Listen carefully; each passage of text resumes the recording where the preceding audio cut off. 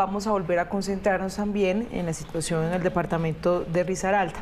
Les recuerdo algunos de los municipios de los más afectados hoy en Risaralda. Tenemos, por supuesto, la capital, Pereira, Dos Quebradas, La Virginia, La Celia y también Santa Rosa de Cabal. En Santa Rosa de Cabal nos vamos a detener para hablar con su alcalde. Les estoy hablando de Paulo Gómez.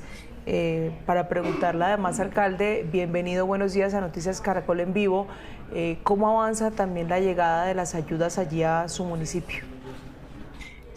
Un cordial saludo para ti, para la audiencia de Caracol Noticias. Santa Rosa de Cabal fue la tercera ciudad más afectada del departamento de Risaralda. Hoy tenemos un censo de cerca de 8.921 personas afectadas. También tengo que decir que la solidaridad de la gente de Santa Rosa de Cabal, de otras partes del país e incluso de otras partes del mundo, nos ha permitido en esta primera etapa atender de manera adecuada la necesidad de ayuda alimentaria de las familias afectadas. Cerca de 3.722 familias resultaron afectadas, pero quiero resaltar muy especialmente la afectación que sufrieron las personas en la zona rural de nuestro municipio, que además es muy extensa, por ende son viviendas muy dispersas, pero no por eso menos importantes.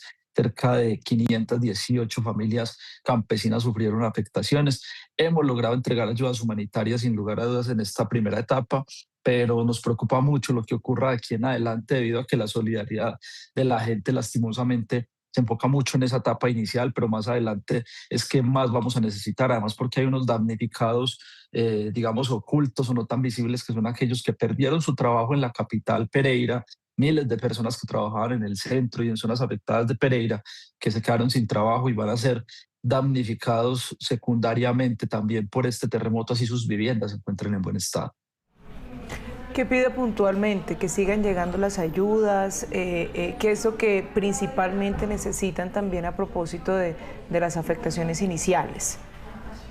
eh, que las ayudas no paren de llegar porque van a ser muy importantes para los días venideros en temas de alimentación, pero nos interesa especialmente que la gente se pueda vincular a lo que ya está haciendo el municipio con materiales de construcción. Nosotros estamos vía plan de acción con la calamidad pública declarada, comprando materiales para reparación de techos, para reparación de paredes, para entregar kits de autoconstrucción a algunas familias que tienen su vivienda deteriorada, pero pueden repararla para volver a habitarla.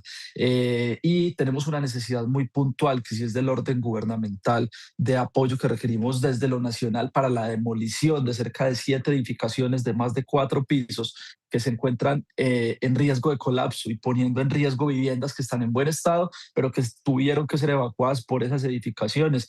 Demoliciones que cuestan miles de millones de pesos, para las que quizás el municipio no esté preparado, porque todo nuestro esfuerzo, se está enfocando en la ayuda humanitaria a las familias y en la ayuda con materiales para las personas que aún pueden recuperar su vivienda. Estas demoliciones normativamente corren a cuenta del propietario o de la copropiedad de estas propiedades horizontales, pero desafortunadamente varias de ellas son personas que han construido edificios de 4, 5, 6 pisos que no cuentan ni con el seguro que indica la ley 675 del 2001, ni con capacidad económica para realizar la demolición, y aquí necesitamos apoyo nacional para evitar una tragedia mucho peor, para que no se vayan a perder viviendas de familias que no se vieron afectadas, pero que si estos edificios se caen, pues serían afectados secundariamente.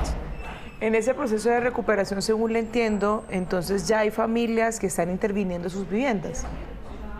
Por supuesto, muchas familias están interviniendo sus viviendas para repararlas, toda vez que haya de por medio el criterio de un ingeniero con capacidad o experiencia en temas estructurales que indique que la vivienda no tiene un daño estructural, que puede ser o habitable con reparaciones o no habitable mientras las reparaciones se hacen. En caso de viviendas que, por ejemplo, tuvieron daños en sus fachadas, en paredes internas, en techos, pero que la estructura se encuentra en buenas condiciones y puede ser reparadas, en esas familias en que más nos estamos enfocando, y además en familias campesinas, viviendas en madera o en material liviano o en otros materiales que pueden ser reparadas, y ahí se está enfocando el trabajo principalmente. Además, porque el resto de afectaciones que no son viviendas de un piso, 2 pisos o viviendas rurales son edificaciones, y como les contaba, las edificaciones pues tienen una norma que es la ley 675 del 2001, que las cubre, digamos, de cierta manera, al obligarlas a tener un seguro contra sismos que cubre las áreas comunes. Y en esto hay una polémica, pero que es importante que la gente sepa que las áreas comunes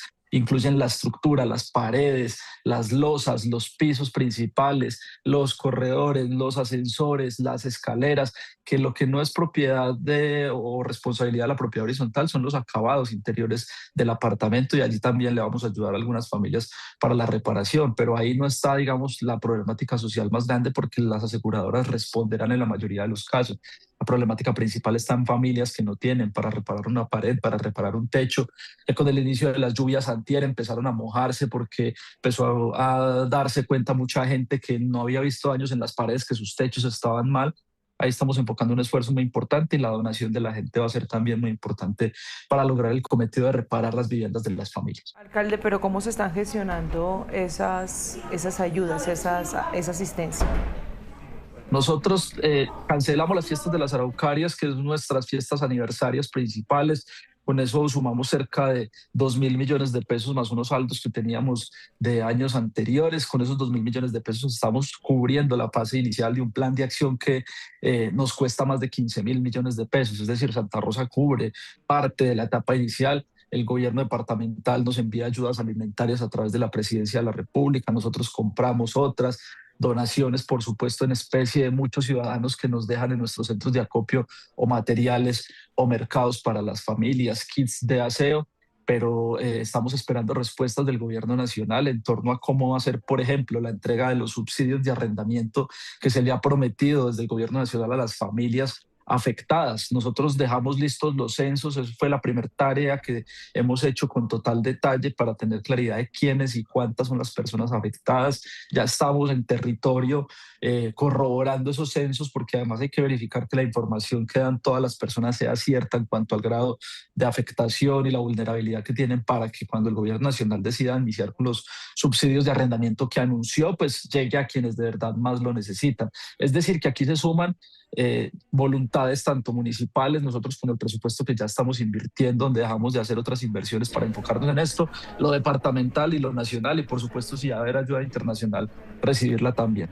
Alcalde, si le entendí, entonces solo en su municipio son 15.000 millones de pesos para atender ya todo este proceso de recuperación y de asistencia. En 3 etapas que incluyen la etapa inicial, donde hemos salvado vidas, la etapa de respuesta temprana, donde estamos reparando algunas viviendas, como les contaba, el tema de la ayuda humanitaria y todo lo que esto va a llevar, y por supuesto a largo plazo en la reconstrucción de nuestra ciudad en muchos aspectos, porque también sufrimos daños, por ejemplo, en bienes de interés cultural y patrimonial, que no nos vamos a enfocar ahora en reparar una estatua de Bolívar cuando tenemos familias desprotegidas, que son lo más importante, pero que por supuesto la recuperación completa de nuestra ciudad incluye reparar absolutamente todo lo que el terremoto causó, y eso cuesta cerca de ese monto, puede ser incluso mucho más. Estamos en etapas de evaluación muy temprana, y pues ciudades como nuestra capital ya hablan de billones de pesos, de cerca de 10 billones de pesos para recuperarse. Santa Rosa de Cabal, gracias a Dios, no tiene que rescatar personas debajo de los escombros. Hoy podemos enfocarnos en recuperar nuestras familias, pero nos solidarizamos mucho con la capital y con Dos Quebradas, que todavía tienen personas que no han podido encontrar a sus familiares. Pues yo creo que cada ciudad tiene sus particularidades, y Santa Rosa pues tiene un promedio de afectaciones que ronda cerca de los 15.000 millones de pesos para recuperar completamente la ciudad. Alcalde, gracias por permitirnos conocer de la situación hoy de Santa Rosa de Cabal, de su gente. Muchas gracias a ustedes por interesarse en nuestra ciudad, y esperamos que nos visiten. Santa Rosa es una ciudad turística por los termales, paraíso natural cafetero, y a pesar de las afectaciones, nuestro comercio, nuestro sector turístico se encuentra atendiendo en relativa normalidad, eso sí, con seguridad para todos los visitantes. Las áreas afectadas están acordonadas y separadas, la gente puede seguirnos visitando, además porque va a ser muy importante para el empleo y la reactivación económica de los ciudadanos. Así que bienvenidos e invitadísimos a Santa Rosa de Cabal, paraíso natural cafetero.